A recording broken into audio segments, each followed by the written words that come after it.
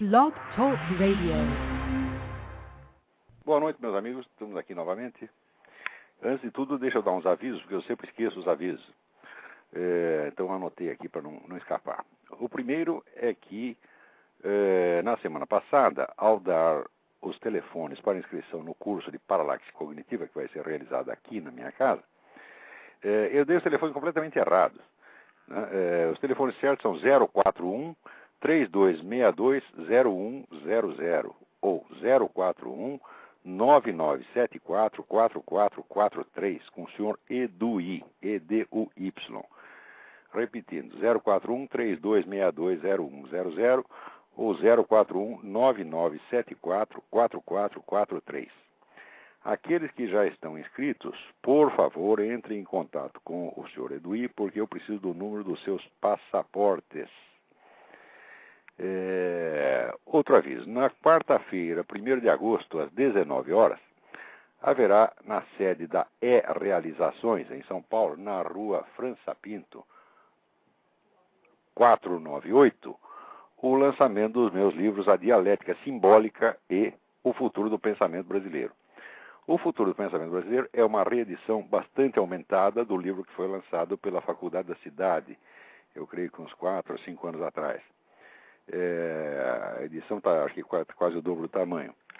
E a Dialética Simbólica é uma coletânea de trabalhos curtos, realizados ao longo de 10 anos aproximadamente, sobre vários pontos específicos que eu fui tentando esclarecer à medida que me parecia necessário, antes de me aventurar em questões mais gerais.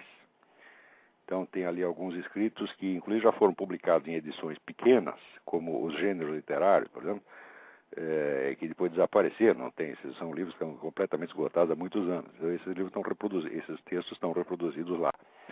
Os símbolos e mitos no filme Silêncio dos Inocentes também está lá. E assim por diante. Tem vários trabalhos curtos. Muito bem. Também na E-Realizações, na próxima quarta-feira, 25, será transmitida às 20 horas a próxima aula por videoconferência do Seminário de Filosofia. Também na E-Realizações, Rua França Pinto, 498, em São Paulo. Mais um outro aviso. Inscrições para o Seminário de Filosofia, telefone 011-5572-5363.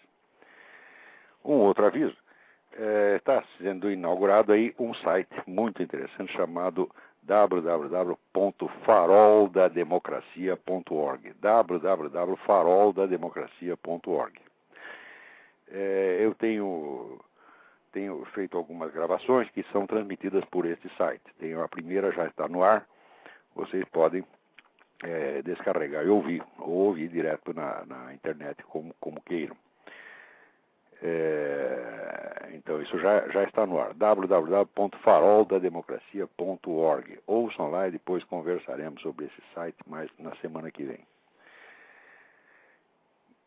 Muito bem, vamos aqui. Tem uma primeira carta aqui do Leandro Silva de Oliveira Neto. Ele diz: se puder, responda no blog Talk Radio. Apesar de ser contra a legalização das drogas, tenho dificuldade em defender a minha opinião quando deparo com pessoas que dizem que a legalização das drogas seria a melhor opção, pois acabaria com o tráfico e toda a violência que vem junto com ele. E como o álcool e o tabaco são legalizados, seria hipocrisia não legalizar as outras drogas. Ele, muito bem. Aí a questão é realmente simples. Em primeiro lugar, se você legalizar as drogas, você terá que anistiar junto com elas todos os crimes cometidos em função do tráfico de drogas nos últimos 30 anos. Não tem sentido, desde que o comércio se transformou em legal, você agora começar a prender os traficantes. Não tem um único traficante que não esteja culpado de crimes de homicídio, sequestro, etc. São milhares de crimes. Né? No Brasil, acho que metade dos crimes estão cometidos que têm alguma relação com droga. Então, se você legalizar as drogas, mas não anistiar os camaradas, então você começou automaticamente uma guerra que desta vez será contra o tráfico legal. Isso certamente resultará na criação de um tráfico ilegal ainda mais intenso. Se você legalizar as drogas e ao mesmo tempo anistiar os traficantes, acontece que você estará dando a eles praticamente o monopólio do comércio legal. Por quê? Porque eles já têm toda a rede de distribuição, os pontos de venda, etc, etc. Ninguém vai poder concorrer com eles nesse negócio. Então você terá premiado com o comércio legal, vamos dizer, a casta de bandidos mais perigosa, mais assassina que já houve na América Latina. E imediatamente se transformarão numa nova classe dominante. Se é isso que vocês querem, então façam. Imaginar que premiando essas pessoas você vai estar acabando com o banditismo é a ideia mais idiota que já houve.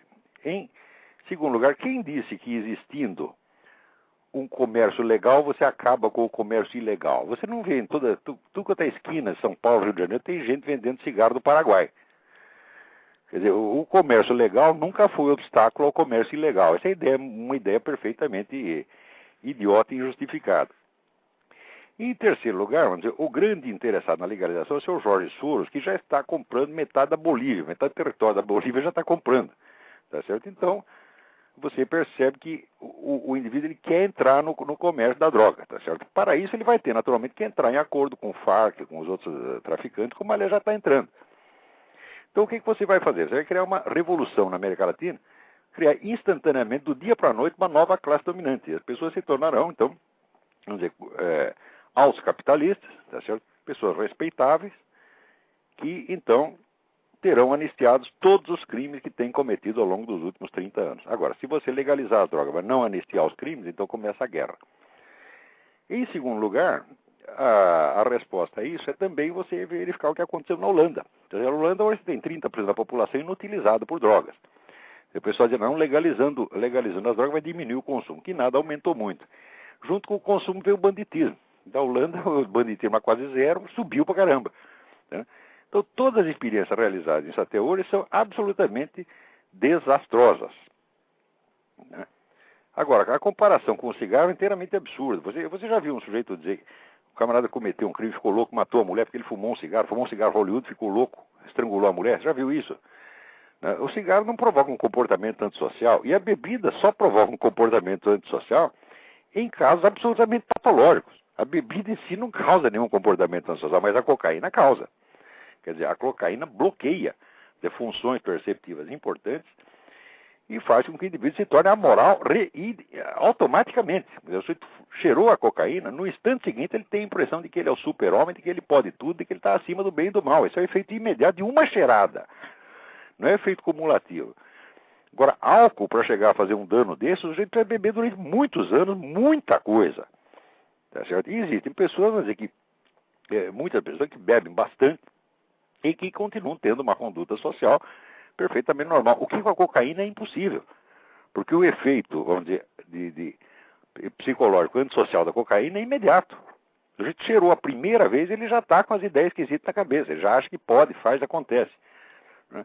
Então a comparação é totalmente absurda. São pessoas que raciocinam a partir de palavras. A partir da hora que você chamou tudo isso de droga, então eu acho que é tudo a mesma coisa. Não é isso?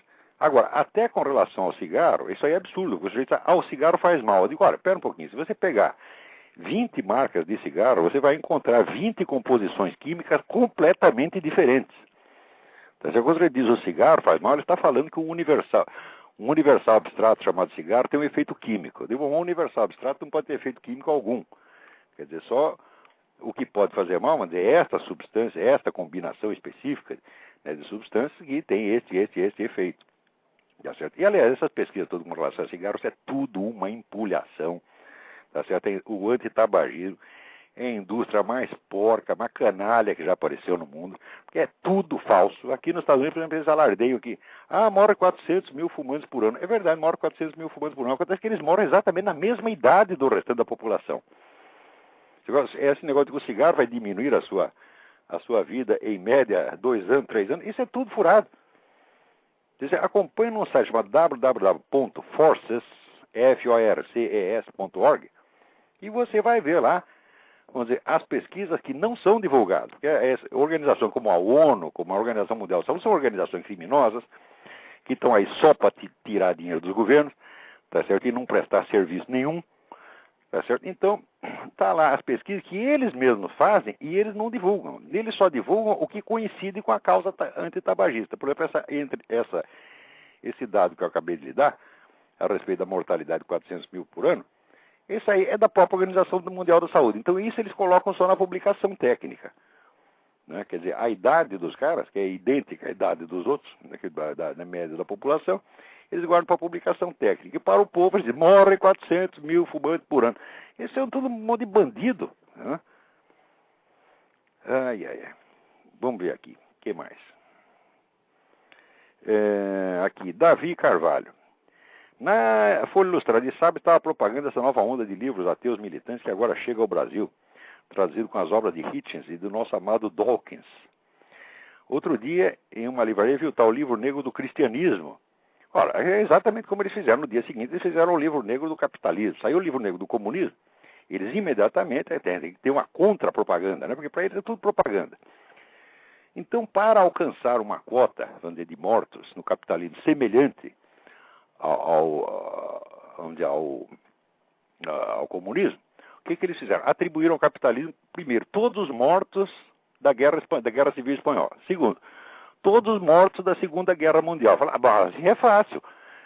Quer dizer, você atribui ao capitalismo praticamente todas as mortes que ocorreram no mundo. Então daí o capitalismo fica parecendo tão mal quanto o comunismo. As pessoas, os autores disso, e divulgadores no Brasil, como o seu Emir Sader, tinham que estar na cadeia, porque isso aí é estelionato.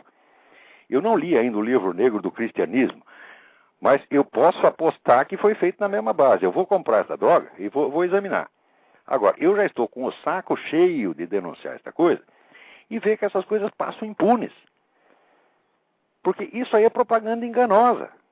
A pessoa que faz uma coisa dessa, ela tem que ser acionada judicialmente. Você vai prestar satisfação aqui. Agora, pergunto eu, cadê os cardeais, cadê os bispos? Por que não... Se o sujeito faz uma propaganda enganosa contra a igreja e ninguém reage, então o resultado sai de graça, é até premiado. Entendeu? Então, se um ataca e o outro não defende, bom, já ganhou a guerra. Lenin dizia que quando você fez o adversário perder a vontade de lutar, você já ganhou. Então, no caso da igreja, é isso. O pessoal, aliás, a igreja tem infiltrado em comunista, acho que tem 80% dessa CNBB é tudo comunista. Então, o que faz? Você... do lado de fora você ataca, e do lado de dentro você infiltra gente que não defende, que está lá para fazer de bonzinho, até para afagar, passar a mão na cabeça do adversário. Então daí fica fácil, tá certo? Então vamos ver essa porcaria do Livro Negro do Cristianismo, mas olha, eu lhe asseguro que somente o comunismo, sozinho, o comunismo matou muito mais gente do que todas as guerras de religião ocorridas ao longo de toda a história humana. Tá certo? Isso é vamos dizer, quem faz o estudo mais sistemático, mais abrangente a respeito desse negócio de genocídio, é um professor da Universidade do Havaí chamado R.J. Rummel, R-U-M-M-E-L. Procura esse nome no Google e você vai cair na página dele. Então, esse estudo ele denomina democídio, já não é nem genocídio, que genocídio dá, vamos dar uma ideia mais, como é que se diz, comunidade no sentido racial. Ele trocou por democídio, que é a extinção de populações. E ele colhe tudo quanto é estatística do mundo. Bom, você vai lá e confere. Se você somar todas as guerras de religião e mais, todas as epidemias, terremotos, pestes, etc., que teve ao longo da humanidade, da história humana inteira, no mundo inteiro, não dá para comparar com o comunismo. Agora, presta atenção, os caras que fazem coisa como esse Livro Negro do Cristianismo, etc., bicho, isso é tudo profissional pago. Tá certo? Eles vivem disto. São agentes de influência, são propagandistas e mentem com um cinismo ilimitado, mas ilimitado. Sobretudo, mentem na base, vamos dizer, do jogo de palavras. Por exemplo, aí tem um idiota que escreve na Folha, né, que diz assim, as religiões são o maior fator de violência no mundo, né? Daí você diz para ele assim, mas olha aqui, meu amigo, As ideologias ateísticas e materialistas mataram infinitamente mais gente do que todas as guerras de religião havidas no mundo inteiro. Daí, sabe o que o cara responde? Diz, eu considero essas ideologias como religiões. Então, quer dizer, você muda o significado da palavra, e daí você pode provar qualquer coisa. O que é para fazer com o sujeito? Eu dou até o nome, chama-se Hélio Schwartzman. Tá certo? Hélio Schwartzman, tu é um charlatão. Porque quem faz isso está enganando o leitor. Você está entendendo? Você não devia ser autorizado a escrever nem em jornalzinho de grêmio de escola. O nego que faz isto, que para ele provar que as religiões são mau flagelo, embute no termo religião as ideologias ateísticas e materialistas. Porra, como é que a gente pode aguentar uma coisa dessa? Olha, tem um outro sujeito aqui chamado João, né, que ele diz o seguinte: conheci você pesquisando René Girard. Comecei a ler o seu livro Jardim das Aflições e estou gostando porque é um livro esclarecedor. Naturalmente, porque gostei e interessei em me saber mais sobre o seu trabalho. Nessa procuro ouvir o seu talk show. Surpreendi-me ao ouvir vários palavrões, tal como vai tomar no cu, etc. Nesse sentido, gostaria de saber o porquê. Tá vendo, João? O porquê é esse? Por que tu quer que eu discuta educadamente com um filho da puta desse? Você tá entendendo? Eu discuto educadamente com gente honesta, com vigarista não. Não é uma questão de divergência de ideias, pelo amor de Deus. Isso não é divergência de ideias, isso é empulhação.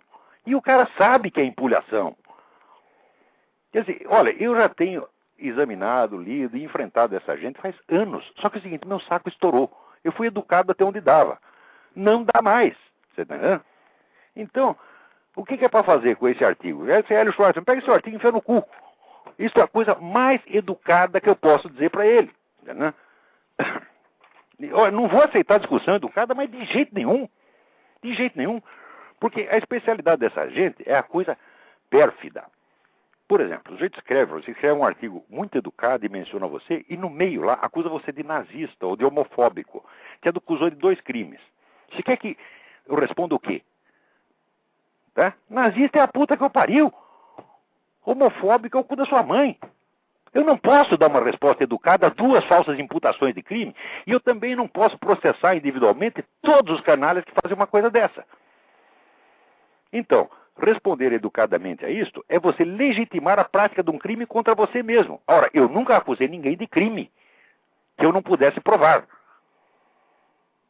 Agora, você quer que eu aceite que esse pessoal faça isso e corresponda educadamente? Isso é uma camisa de força. Isso é um jogo pérfido destinado a amarrar a nossa mão, tornar-nos impotentes e nos subjugar à prepotência desses canalhas que querem carimbar os outros do que bem entendam e nunca ter uma resposta à altura. Você está entendendo? Então, note bem, se amanhã depois me processarem e o juiz vier para cima de mim com uma coisa dessa, eu o mando tomar no cu dentro do tribunal. E se eu vou pôr o senhor na cadeia, eu vou para a cadeia. Porque aí, como dizia o Graciliano Ramos, numa época dessa, o lugar de gente honesta é na cadeia. Os outros estão aonde? Eles estão no parlamento, estão na presidência da república, estão no ministério, estão na CNBB. Você está entendendo? É aí que estão, está cheio de filha da puta para todo quanto é lado. Olha, a paciência acabou. A minha paciência já acabou. Eu estou ficando velho, um dos privilégios da velhice é não precisar respeitar mais ninguém.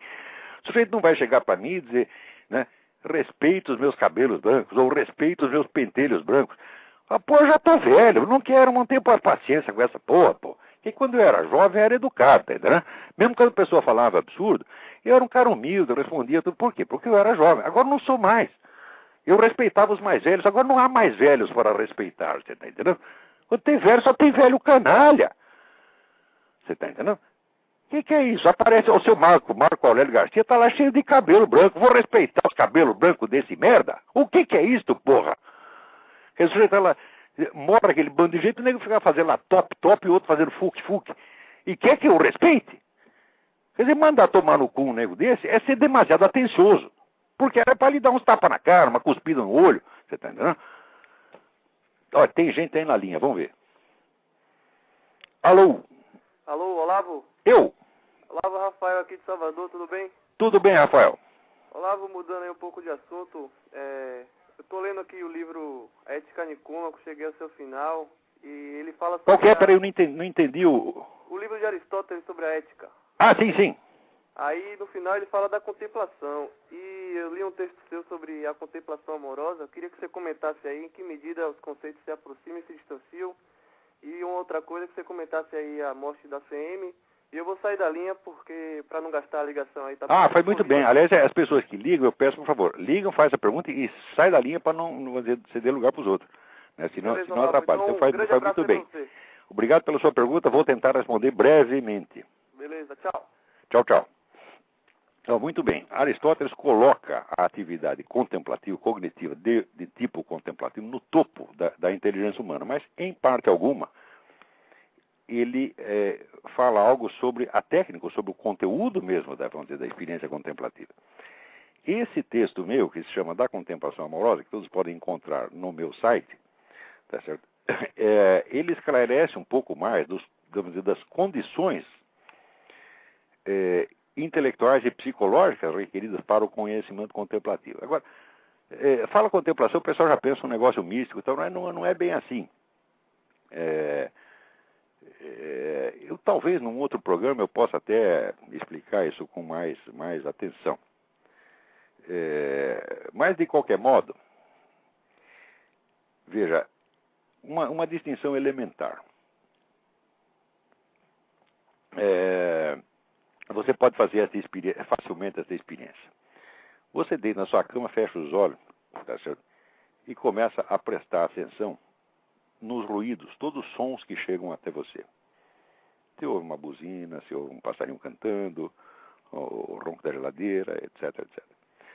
Você está percebendo que nesta atividade você está puramente passivo e receptivo.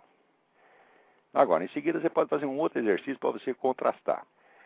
Você fecha os olhos e imagina um fundo totalmente preto e ali você imagina um pontinho branco. Em seguida você faça esse pontinho branco se deslocar à direita, formando uma linha branca. Depois de percorrer uma certa distância, faça um ângulo reto e desça com a linha e vai formando um quadrado. Presta atenção, esta atividade mental é puramente construtiva. Num caso, você está recebendo o que vem de fora. Tá certo? Isso aí vamos dizer, esses dois exercícios são sugeridos num livro maravilhoso de um autor chamado Narciso Irala, que se chama Controle Cerebral Emocional. Só que ele dá esse exercício para fins terapêuticos. Eu uso os mesmos dentro de um outro contexto para fins cognitivos, para você aprender a distinção entre o que é perceber, tá certo? Que é uma atividade contemplativa, tá certo? E o que é você criar ou montar, tá certo? Ou construir mentalmente. A quase totalidade das pessoas que eu conheço, e estou falando disso não de gente do povão, mas de formadores de opinião, etc., não são capazes sequer de perceber essa diferença. Quer dizer, o sujeito não percebe quando ele está escrevendo sobre algo que ele percebeu e quando é uma construção mental criada por ele mesmo. Nem isto os idiotas percebem. Tá certo? Por exemplo, o nego que diz, eu incluo as religiões, eu incluo as ideologias materialísticas na roda de religiões, isso não pode ser percebido nos fatos de maneira alguma. Isso tem que ser criado mentalmente, mediante um arranjo. Você tem que ter uma alteração de significado de palavra para se adaptar a um propósito seu. Então, vamos dizer, isso não é uma atividade perceptiva. O sujeito não percebeu isso, ele está criando, está montando isso. Tá certo?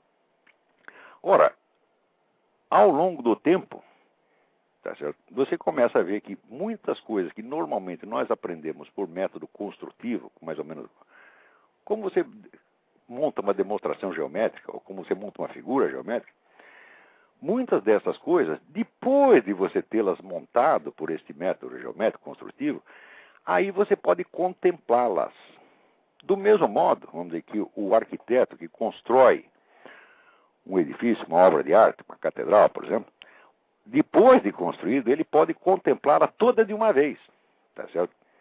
E ele pode, como ele conhece todos os pontos da construção, os lugares, os ângulos, etc., etc., de certa maneira ele pode perceber simultaneamente, vamos dizer, aquele edifício com todas as suas direções e desde muitas perspectivas simultâneas. Então, aquilo que era objeto de construção se torna, por sua vez, objeto de contemplação. Tá certo? Essas coisas que deveriam ser ensinadas, pois o que eu estou falando não são doutrinas, são técnicas. Se o sujeito não sabe essas técnicas, ele não sabe merda nenhuma de filosofia. Isso quer dizer que todos esses professores de filosofia do Brasil é tudo empulhador, eles não têm a menor ideia do que é técnica filosófica, não sabem sequer distinguir percepção de construção. Sabe talvez o conceito, mas ele não sabe fazer isso na prática, porque ele não percebe quando ele está expressando uma percepção e quando ele está construindo, por exemplo, um raciocínio. Por exemplo, no Brasil, tudo que você fala, as pessoas dizem que são argumentos. Eu digo, olha, argumentar é construir uma demonstração, uma prova, construir bem ou construir mal. Agora, quando você está descrevendo um fenômeno que você observa, você não está argumentando porra nenhuma, tá certo? E as pessoas acham que é tudo argumentar, vamos discutir argumento. Não, peraí. A argumentação é depois do conhecimento perceptivo, é depois da percepção do fato. Não é isso? Aliás, quando a atividade construtiva da mente é muita, tá certo? Você entra numa espécie de delírio. Você não tem mais percepção. Você não tem mais tempo para ter a percepção. Tá certo? Então essas coisas todas, eu acho que tinha que ser ensinado desde o ginásio. Tá certo? Eu pretendo, vamos dizer, nas minhas aulas, se eu tiver tempo, dar um breve curso de metodologia filosófica. E pode ter certeza, a metodologia filosófica começa com exercícios, para a pessoa perceber coisas desse tipo, por exemplo. Tá certo? Ou, por exemplo, aprender a dar um nome dos seus estados interiores, das suas várias emoções. A maior parte das pessoas que eu conheço, tá certo? Não sabe distinguir direito, por exemplo, se você tem ciúme ou tem inveja, certo? Se tem rancor ou ressentimento. Eles confundem tudo, porque eles não sabem sequer o nome dos componentes da sua psique, não conseguem identificar isso na prática. Então são pessoas que estão como que bêbadas, você está entendendo? Estão fora da realidade. Tá certo? Quando fala realidade, hoje em dia quando se fala realidade, o sujeito acredita que a realidade é que ele coincide com a opinião dele. Ele pensa isso por quê? Porque ele está num mundo inteiramente construtivista, ele não tem percepção. Ele não sabe perceber e narrar a percepção, descrever a percepção. Tá? Então, acha que de fato é tudo uma questão de ideias, de opiniões, etc. E daí cai no relativismo. E bom, mas isso aí é o caminho da estupidez. Quanto à morte do Antônio Carlos Magalhães, você vê, uns anos atrás, o pessoal descrevia o Antônio Carlos Magalhães como uma liderança todo poderosa. Eu já avisava naquele tempo, falava, o Antônio Carlos Magalhães, para destruir o Antônio Carlos Magalhães, o PT não levaria mais de 5 minutos para destruí-lo e desativá-lo. Você vê, agora, o Magalhães chegou a ter a bancada dele lá, chegou a ter 200 deputados, agora tinha 9. Tá certo? Quer dizer que quebraram as pernas do homem definitivamente. E, evidentemente, com a idade que ele estava, a derrota é uma coisa terrível. Tá certo? Então, até que ele durou muito depois disso. Durou, ainda tentou lutar um pouco. Mas por que foi tão fácil destruir o Magalhães? Por quê? O Magalhães tinha popularidade, ele tinha eleitorado, mas ele não tinha militância organizada. E esta é a grande ilusão no Brasil. Eles confundem, vamos dizer, o sujeito que tem eleitorado, que tem popularidade, com o poder de um partido que tem militância organizada, se reunindo todo dia, conversando todo dia, participando todo dia. Entendeu? Então, olha, contra uma militância, só outra militância. Eu tenho dito isso para esses idiotas do PFL, ou como já é um Partido Democrata. Eu estou dizendo isso há 10 anos, os caras não entendem e acham que são políticos. Então, ô, seu Bornal, o senhor não é político coisa nenhuma, o senhor é um amador. Para ser político tem que estudar, meu amigo, saber como é que as coisas funcionam. Você não pode se opor a uma militância mediante um público, um eleitorado. Você está confundindo política com marketing. Você está entendendo? Por exemplo, se você está fazendo marketing, lançou um produto na praça, tá certo? Você não vai querer que as pessoas trabalhem para o seu produto, você quer apenas que elas o comprem. Compram uma vez na vida, por exemplo, você fabrica carro, se ele comprou um carro uma vez na vida, pronto, é o máximo que você espera dele. Mas em política, o eleitor só trabalha para você uma vez a cada 4 anos, se tanto. Mas a militância trabalha todo dia e fará o que você mandar. Então, se você não cria militância para enfrentar militância, você está liquidado. Tá certo? Agora, quem no Brasil tem militância? Só os partidos de esquerda. Os outros raciocinam só em termos de marketing. Então, ó, não tem... Todos os partidos de direita, PFL, PP, o Raicoparty, não tem um político lá dentro, só tem caipira. Você está entendendo? Isso é um bando incompetente, tá certo? Que devia estar sentado aqui e perguntar, sim, professor, o que é para fazer? O dia que tiver a humildade para fazer isso, eu lhes ensino alguma coisinha, tá certo? Ora, uma vez, eu vou contar você, o PFL me chamou para o Rio Grande do Sul para fazer uma conferência. Chego lá, não era uma conferência, era um verdadeiro comício, porque tinha 3 mil moleques, né? Vamos dizer, candidatos a militantes do PFL, virtuais militantes do PFL. e botaram lá uma mesa de conferencista para falar para aquela molecada. E eu falei, olha, você não pode reunir 3 mil moleques para você fazer uma conferência. Quando reúne 3 mil, você faz um comício. Então eu vou ensinar para vocês como é que faz um comício. Então o que eu fiz? Eu não sou político, não quero ser político, odeio político, mas eu sei fazer. Eu falei, eu vou mostrar para vocês como é que se faz um comício. Tá certo? Então eu peguei, desci da mesa, fui lá no meio da molecada, falei para eles lá e conversei como se estivesse fazendo um comício. Fazendo pergunta e a molecada respondendo. Então como é que é tal coisa assim? Todo mundo é assim, tá? Falei, bom, então é uma espécie de como é que se diz? De lição elementar. Agora, nenhum comício os caras sabem fazer. Você está entendendo? Quando é que espera chegar? Esse pessoal do PT tem gente treinada. Já tem gente treinada na União Soviética, tem gente treinada na China, tem gente treinada em Cuba. Está cheio de profissionais altamente gabaritados. E fica essa coisa amadorística, mercadológica, idiota da parte desses caras de PSDB, PFL. Pô, vamos parar com isso? Vamos levar a coisa a sério, meu Deus do céu. Ou você cria militância, ou desiste, vai para casa. Tá certo? Ou vai pro túmulo, que nem o Magalhães. Se você quer morrer, morrer é a coisa mais fácil do mundo, porra. Deixa os caras te matar. Você tá entendendo? Agora, o Magalhães, no tempo que ele tinha poder, ele podia ter criado uma militância se ele tivesse, vamos dizer, uma filosofia, uma doutrina política para oferecer, mas não, era apenas uma liderança pessoal, como a do Maluf em São Paulo. Olha, vai procurar artigo meu no Globo, você vai ver, daqui 2 ou 3 anos, esse pessoal vai estar ou na cadeia, ou morto, tá certo? Ou trabalhando para o PT. Mas dito e feito. Onde é que está o Collor agora? Está puxando o saco da PTzada, você está entendendo? Que poder tinha o Collor? Nenhum. É apenas um caipira. Eu não sei por que leva a sério essa gente. No Brasil, entre os direitistas ou conservadores, chame como quiser, não tem um político. Estão todos vereadores do interior na melhor das hipóteses. Você está entendendo? E é uma gente orgulhosa que acha que sabe. E quando chega o sujeito que estudou, que conhece o negócio, tá? O que eles querem fazer? Eles ficam com invejinha de você e querem mostrar que eles também são intelectuais. Então, vão tudo a merda. Você tá entendendo? Vocês estão tão ruins quanto o PT. Tem alguém na fila aí, vamos lá. Alô? Alô? Olá, meu nome é Ellen e eu tô falando dos Estados Unidos. E eu tenho uma pergunta. Tudo bem com você? Tudo certinho. Então tá bom. Eu tenho uma pergunta de um amigo meu do Brasil, o nome dele é Carlos. Uhum. Ele estava escutando um dos seus papos com o Yuri no YouTube e você realizou algumas críticas a respeito de Martin Heidegger. E eu gostaria de saber, na verdade ele gostaria de saber, é interessante para mim também, qual a sua posição sobre o filósofo e se você poderia indicar algum artigo seu onde você poderia estar explicando de uma forma melhor.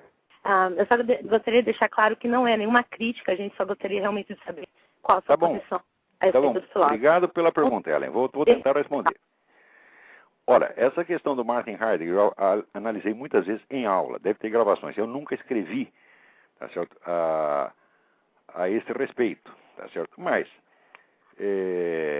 basicamente, o problema com Heidegger é o mesmo problema de Hegel. Quer dizer, é um sujeito que tem um enorme talento filosófico, um gênio filosófico, mas é desonesto, tá certo? O Heidegger começou a carreira dele, tá certo? Ele era de família católica, ele acabou, vamos dizer, virando protestante porque era mais fácil para subir na carreira universitária. Quer dizer, o nego que já sacrifica a sua fé, a sua carreira, você vê que já começa com um negócio mais ou menos errado. Ao longo do tempo, você vê que este erro inicial, ele acaba se abrindo como se fosse um ângulo, né? Que no começo, vamos dizer, perto ali da raiz é pequenininho, mas à medida que vai se afastando, vai abrindo, vira um rombo, né?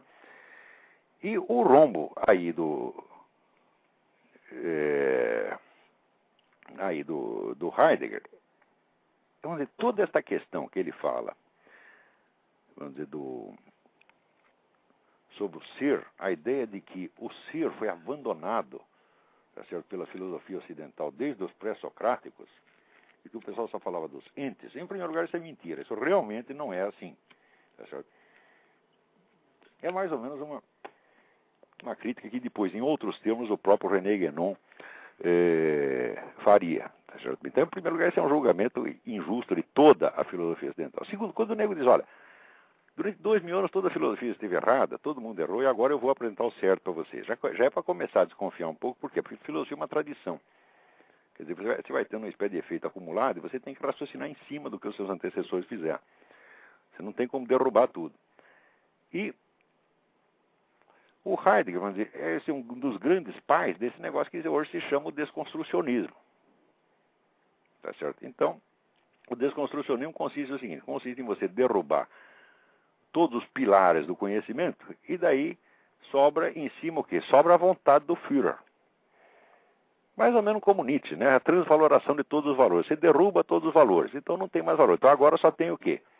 Tem a total liberdade. Presta atenção. Quando você tem a total liberdade, não há mais limite, tá certo? Então quem é que vai ganhar a parada? O mais descarado, o mais despudorado.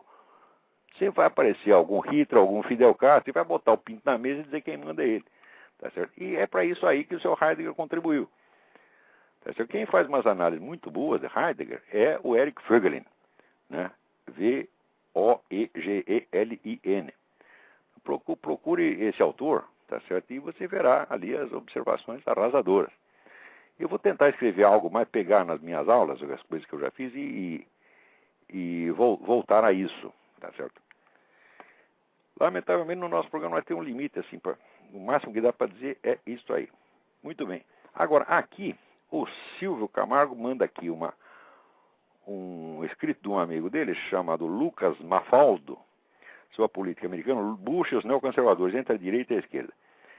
E ele menciona aqui as análises feitas por um autor chamado Justin Raimondo, que defende que o neoconservadorismo está em total descontinuidade com a antiga direita americana. Pelo que entendi, os artigos ele defende que o neoconservadorismo é simplesmente uma deturpação do conservadorismo original, causada, de certo modo, pela conversão de vários trotskistas à direita. E esses ex-militantes trotskistas continuaram com alguns hábitos de pensamento típicos da ideologia que tinham abandonado, especialmente a ideia da revolução internacional, que agora já não teria mais como objetivo a expansão do socialismo, mas sim a da democracia. Olha, esta ideia do Lucas Mafaldo estão certíssimas, é exatamente isso. Eu sugiro que vocês leiam, deem uma olhada, esse é no blog dele, chama-se www.lucasmafaldo.contracorrente.com.br. É um blog de altíssimo valor, tá certo? Onde se discute questões verdadeiramente sérias. E olha, dos formadores de opinião no Brasil, não tem nenhum que saiba o que se passa aqui dentro. Não tem um no Brasil, na Folha de São Paulo, no Estadão, na Veja, que tem a menor ideia do que é neoconservadorismo. Agora, o Lucas Mafaldo tem, porque ele acompanha. Se o sujeito está lendo aí o Jet Here, o Justin Raimondo, tá bom, opa, aí já está sabendo o que está falando. Então, esse negócio do neoconservadorismo começou, sobretudo, com a influência do Léo Strauss. Dentre os filósofos que saíram correndo lá da Alemanha nazista, teve dois que foram muito influentes aqui. Um foi o Léo Strauss e o outro foi o Eric Voegelin. Tá certo? Acontece que a influência do Eric Voegelin foi muito lenta e só agora começou a marcar presença. Mas o Léo Strauss foi para uma universidade mais importante e teve uma repercussão enorme, formou toda uma geração aí de intelectuais. E esta ideia mesmo, vamos dizer, da revolução internacional feita desde os Estados Unidos é uma ideia deles, tá entendendo? E é uma ideia de Jerico. Por que é uma ideia de Jerico? Você vê.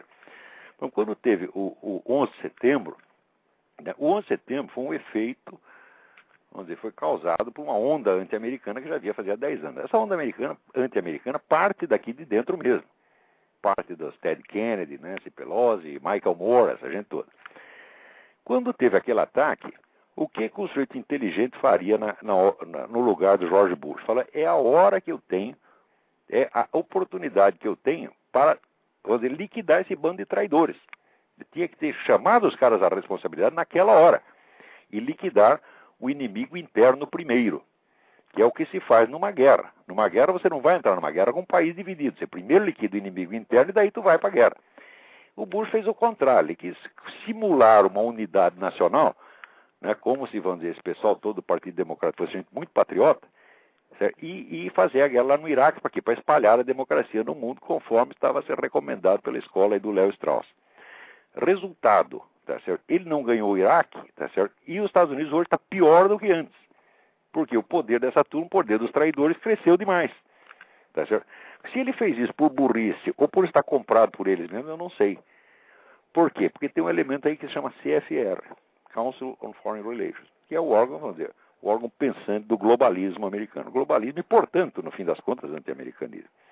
O Bush é um membro do CFR, tá certo? Então, como observa aqui o Lucas Mafaldo, quando o pessoal fala em Bush aí, eles pensam que é o sinônimo, no Brasil eles pensam que é o sinônimo do direitismo, é o direitismo encarnado. Eu digo, mas precisa ser muito burro para pensar um treco desse. Aqui nos Estados Unidos, todo mundo sabe que se ele é um conservador, é na melhor hipótese conservador ambíguo, que dá um cravo na ferradura, né? E que muito da política dele, tá certo, pode ser explicado por burrice e muito pode ser explicado por um propósito deliberado de fortalecer o globalismo e enfraquecer os Estados Unidos. E como é que o negro pode estar interessado, vamos dizer, ser um defensor do interesse nacional, quando ele mesmo já assinou esse pacto com Paul Martin e Vicente Fox para diluir as fronteiras entre Canadá, México e Estados Unidos? Ou seja, dissolver a América, tá certo, numa unidade administrativa chamada Comunidade Norte-Americana. Você está evidentemente contra os Estados Unidos, tá certo? Então, vamos dizer, o que hoje em dia, quando se fala em político conservador, você tem que tomar muito cuidado. Tá certo? Porque, você vê, o movimento revolucionário mundial tem 3 séculos já. Tá certo? E ele atua em todas as frentes. Tá certo? Então, se você for um partido conservador, no dia seguinte você tem 50 agentes do movimento revolucionário lá dentro, lutando por políticas, não que sejam esquerdistas, mas que enfraqueçam propositadamente o conservadorismo, para ele dar a cara a tapa e, vamos dizer, se oferecer inerme perante o seu atacante revolucionário. Então é exatamente como eu estava dizendo que o pessoal faz na igreja, quer dizer, um ataca de fora e o outro de dentro não defende. Não defende por quê? Porque ele foi contratado para não defender, tá certo? Então é exatamente como é um processo que você tem em qualquer doença, né? Você tem, vamos dizer, os ataques vindo do meio ambiente, né? Calor, poluição, frio, etc, etc. E você tem os germes dentro que eliminam as suas defesas. Aí se não tiver isso, se não tiver atacar pelos dois lados, você nunca vai perder. Então, quer dizer, essa ideia idiota de que os perfis, vamos dizer, das correntes em disputa pelo poder no mundo coincidem com os nomes dos partidos, mas só se for um cretino. Agora, no Brasil, todo mundo acredita nisso. Não é isso? Bom, no Brasil, o pessoal acredita. Você vira, a nossa direita, aí o que fez o PFL? Se transformou em Partido Democrático e diz que a inspiração deles é o Partido Democrático Americano. Quer dizer, ora, o Partido Democrático Americano é a esquerda, é o partido protetor do Fidel Castro, protetor do Hugo Chávez, protetor das Farc, tá certo? Então a nossa direita, que é burra pra caramba, tá, vamos nos inspirar no Partido Democrático Americano, porque eles acham que tudo que é americano é direitista. Mas, olha, o Brasil está tão isolado da realidade, você não tem a fonte de informação. Olha, esse pessoal de mídia está fazendo um trabalho de isolar o país do mundo, que é uma coisa monstruosa, né? E muito bem, vamos ver, tem aqui algumas coisinhas que eu gostaria de comentar antes de acabar este programa. Escreve aqui o Leandro Oliveira, tá certo? E ele pergunta assim, por onde começar o estudo de filosofia? Fala, Leandro, eu não vejo mais o que eu poderia te recomendar, se não você acompanhar minhas próprias aulas de conferência. Eu não vejo outra coisa. Quer dizer, se eu tivesse outro meio de orientar as pessoas fora das aulas, eu faria, mas eu não tenho. Tá certo? É verdade que nem todas as pessoas têm condição para fazer isso, mas boa parte do material que eu dou nos cursos acaba virando apostila. Tá certo? E ao longo do tempo eu vou tentar ampliar o espaço desse programa para poder dar, não apenas responder e-mail, comentar notícias da semana, mas para poder dar aulas aqui no ar. Eu vou tentar fazer isso, tá entendendo? O pessoal muitas vezes pensa que estudar filosofia é uma questão de ler livros. Eu falo, não, existe, por exemplo, agora como eu comecei, estava mencionando agora mesmo, existe uma série de exercícios, de práticas mentais que você precisa ter para você enquadrar, afinar a sua mente com o espírito filosófico, tá certo?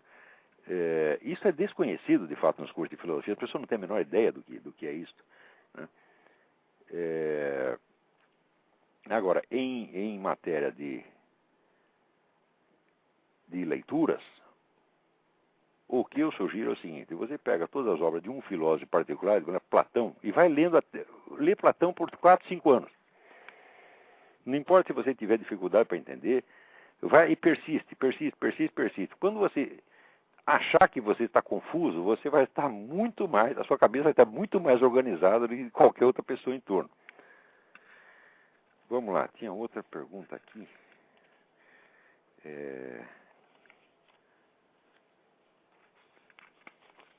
Tinha um rapaz contando de um professor que estava sendo também... Ah, tem alguém na linha aí, vamos lá.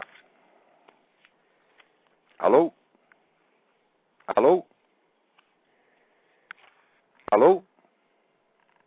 Caiu a linha. Então, eu queria aqui recomendar um artigo para vocês, muitíssimo importante. Vocês, os interessados, vão no site www.caucus4America, CAUCUS for America.com, caucus4America.com, e procura um artigo do Rabino Aryeh Spero, Aryeh A-R-Y-E-H, Spero, S-P-E-R-O, sobre a American Civil Liberties Union, ACLU, Enemy of American Christianity. Você vê que coisa. A coisa mais irônica do mundo é que hoje são os autores judeus e, sobretudo, os rabinos, os únicos negros que defendem o cristianismo. Não aparece um porra de um bispo ou de um cardeal para escrever essas coisas. Você está entendendo? Quer dizer, os caras pediram demissão, se venderam para o inimigo, o que a gente faz? A gente pede socorro para o rabino, e ele socorre, está entendendo? Então vai lá ler esse negócio, está entendendo? Isso é muito, muito importante, né? Você vê, aqui na América, o jornalista que mais defende cristandade é o Don Feder, que é o quê? É um judeu ortodoxo. Agora apareceu também esse rabino Aryeh Spero, né? O cara que maior estudioso de genocídio anticristão, tá certo? É o Michael Horowitz, não o David Horowitz, Michael Horowitz, que foi o sujeito que durante a década de 90, ele ano após ano foi juntando lá os dados sobre genocídio anticristão no mundo inteiro. Eu digo, olha, se quer saber, se não for os judeus, nós estamos ferrados, porque esses bispos, cardeal, não fazem coisa nenhuma, estão tudo vendidos para a teologia da libertação. E os pastores também. Todo mundo eles querem dizer, nós aqui não falamos de política, nós aqui estamos falando para agora evangelho, amor.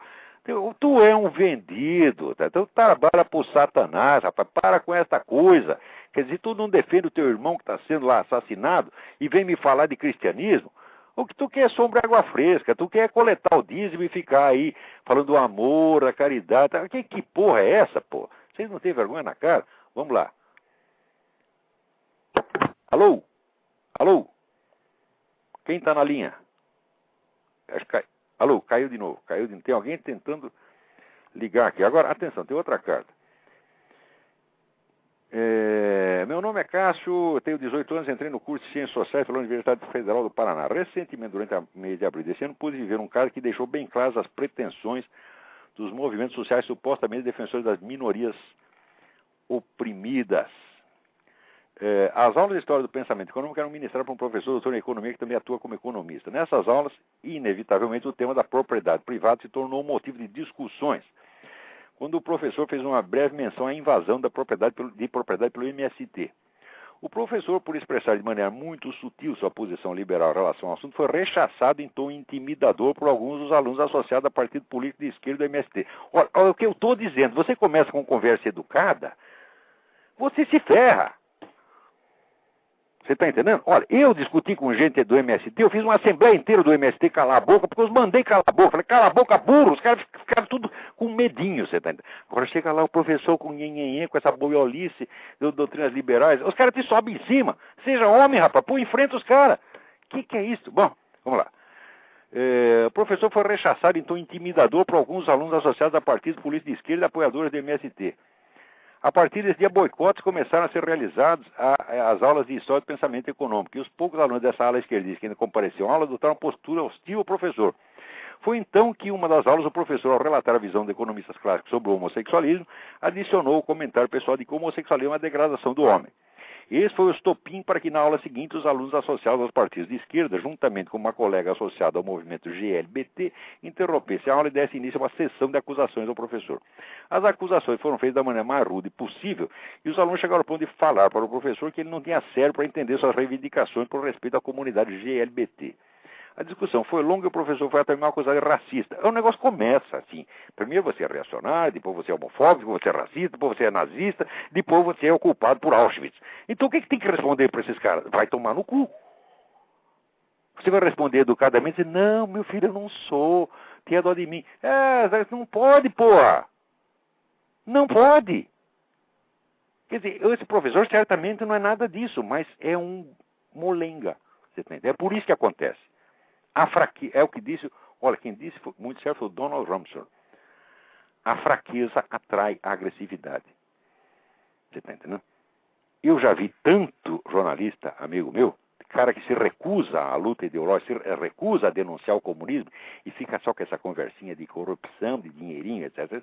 Todos eles estão cheios de processo. Agora, eu que falo a coisa inteira, tá certo? E cuspo na cara desses fulanos, nenhum tem cara de me processar, porque se você me processar, vai ser a maior oportunidade que você me deu na vida. Porque é a oportunidade de eu provar oficialmente o que eu estou dizendo. E tu vai sair de lá direto para a cadeia, tá certo? Além dos crimes que você fez, tu ainda tem mais um, que é a denunciação caluniosa. Então, esse pessoal de movimento gay, tá? Vamos processar pelo homofóbico. Eles ficam cochichando, mas não fazem. Agora, faça. Faça. Vem, me processa por homofobia, desgraçado. Me processa. Que eu vou lá, prova que você está mentindo, prova a sua má fé, tá certo? E você sai de lá direto para a cadeia.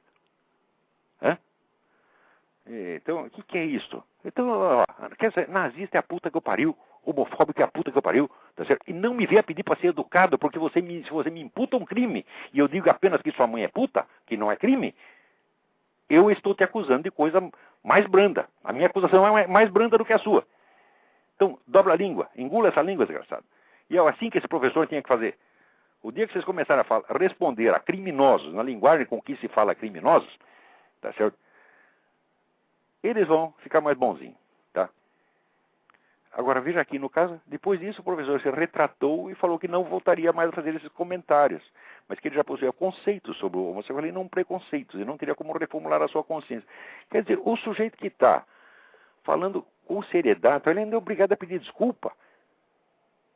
Ora, preste bem atenção, este movimento gay, ele não tem nada a ver com defesa de interesses reais da população homossexual. Ele tem que ver a dar para um grupo militante, ativista e ambicioso, o poder de botar na cadeia quem ele quiser. Porque o número de condutas que podem ser condenadas como homofóbicas é imenso. Pior ainda, note bem, eles estão querendo uma lei que coloque na cadeia coloque a pessoa na cadeia por suposto crime de homofobia.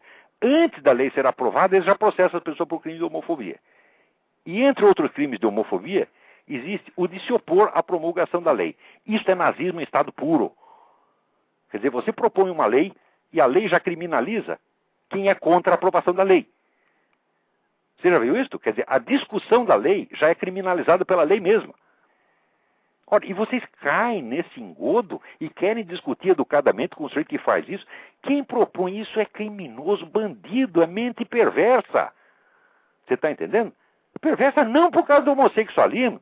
Se ele saísse não com 500 homens, que nem o Luiz Mota, com 5.500, não seria perversidade comparado com isto. Isto sim é perversidade. Não estou falando só conduta sexual, seus vagabundos. Estou falando só conduta política e humana.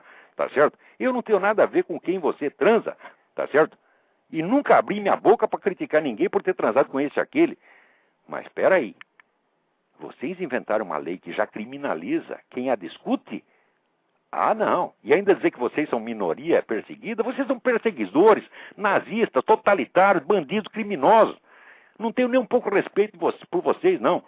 Tem outro ainda que escreve dizer, você está associando a homossexualidade à pedofilia. Eu estou associando? Não. Quem está associando é o Luiz Motti com aquela carta dele indecente sobre o moleque ideal, em que ele faz a descrição de um adolescente e se baba de atração sexual por um adolescente e depois informa que o adolescente tem uma carteira de identidade de 18 anos. Que palhaçada é esta? E quem está associando é o Denilson Lopes, líder gay, que faz conferências condenando como intolerância qualquer condenação que se faça à pedofilia. São eles que estão associando, eu não estou associando coisíssima nenhuma.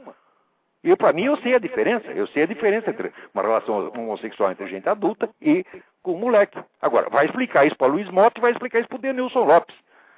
Né? Tem alguém aí na linha? Mas quase não temos mais tempo. Quantos minutos temos aí? Alô? Alô, quem está na linha? Alô? Não estou ouvindo nada. Não estou ouvindo. Desliga essa aí que está muito ruim. Alô? Por favor, as pessoas que telefonarem, você abaixa o volume do seu computador. Senão fica 4 vozes em vez de 2 e ninguém entende nada. Vamos ver, tem mais um aí na linha, vamos lá. Alô?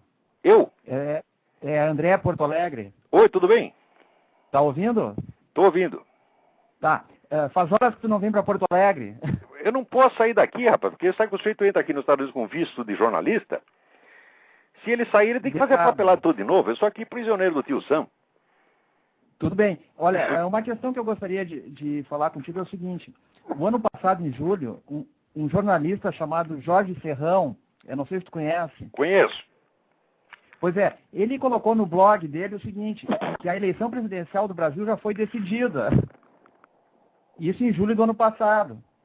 Tá. E que o pleito, na verdade, houve uma reunião entre a cúpula do PT e o pessoal do PSDB aqui no Brasil. Essa reunião, inclusive, foi em Nova York, em que eles decidiram... Eu não sei se isso é verdade, mas você veja, se não existe um acordo prévio, se não existe, nas outras 2 eleições, se não existe um acordo prévio, existiu pelo menos um acordo implícito, um acordo tácito. Porque a pergunta é a seguinte, por que esse pessoal, sabendo todas as atividades criminosas do Foro de São Paulo, não falam uma palavra? Por que eles acobertam esses verdadeiros crimes do PT e ficam falando de picuinha, de desvio de dinheirinho e tal? Claro que estão querendo proteger. Claro que estão querendo excluir, tá certo, o confronto ideológico. Claro que estão querendo acobertar o movimento comunista. O seu Geraldo Alckmin é culpado disso, o seu Zé Serra é culpado disso, o seu Fernando Henrique Cardoso é culpado disso. Tá certo? Então, se existir um acordo, é criminoso. E se não existiu, tá certo? Esta subserviência, esta conivência é criminosa do mesmo jeito. Com certeza.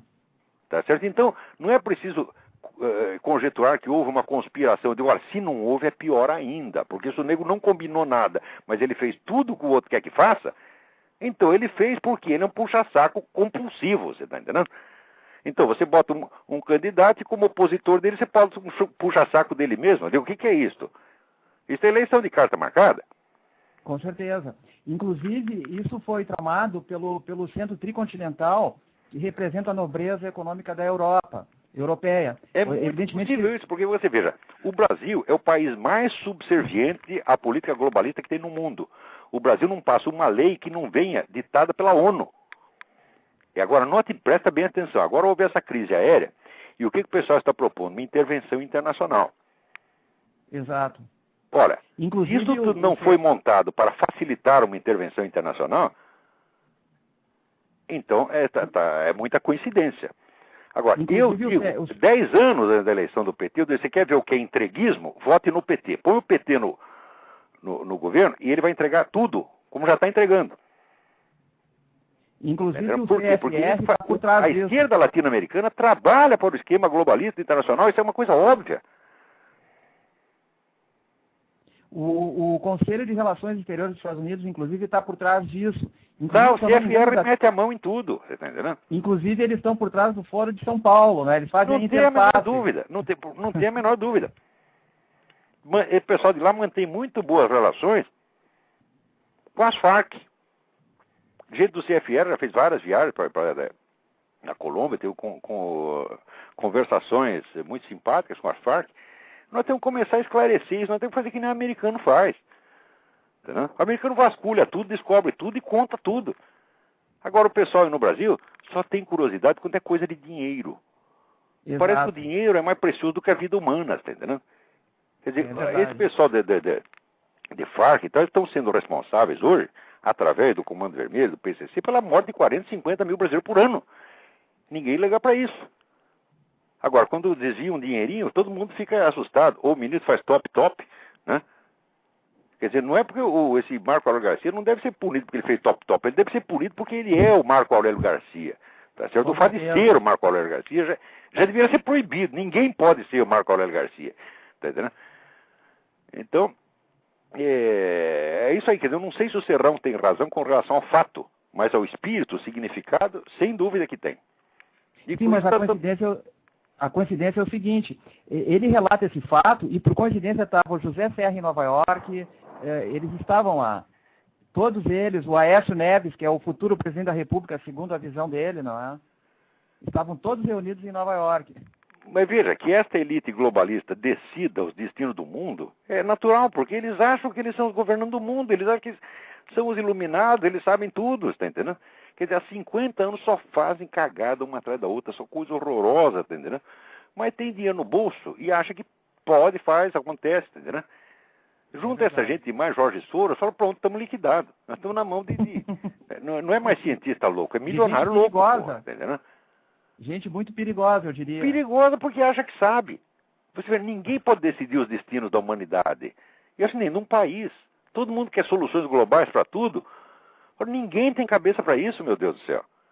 E outro problema, Olavo, aqui no Brasil está faltando uma liderança para se contrapor ao que existe por aí, não é? Eu não consigo enxergar claro, nenhum. Porque a nossa direita, se não é vendida, é dada. Né? Porque no Brasil, se você corromper o cara, você nem precisa dar propina para ele, né? É a propina potencial, que o sujeito acha que você pode dar propina e já começa a trabalhar para você. Ou então ficar com medo, pega a síndrome de Estocolmo, tá certo? E já cai de joelho na frente do inimigo, dizendo que você é maravilhoso, olha aí o nosso presidente operário. Tá? Essa putada, todos esses banqueiros, capitalistas, todo mundo lambendo o saco de Lula. Tá aí Fernando Collor lambendo o saco de Lula. Meu Deus! E os caras não querem que eu fale palavrão. Eu digo, olha, presta atenção, estuda a vida do maior dos brasileiros, que foi José Bonifácio Andrade Silva. Tá certo? Ele dizia um palavrão atrás do outro. Tá certo? Passava o dia xingando, tá entendendo? Porque não aguentava essa merda, já naquele tempo, tá entendendo? Agora, o Brasil está pior do que no tempo da independência, é muito pior. Tá certo? Então, olha, infelizmente nosso tempo acabou. Temos que acabar o programa já, antes que nos cortem. Grande abraço. Abraço, boa sorte. Muito obrigado a todos, até a semana que vem.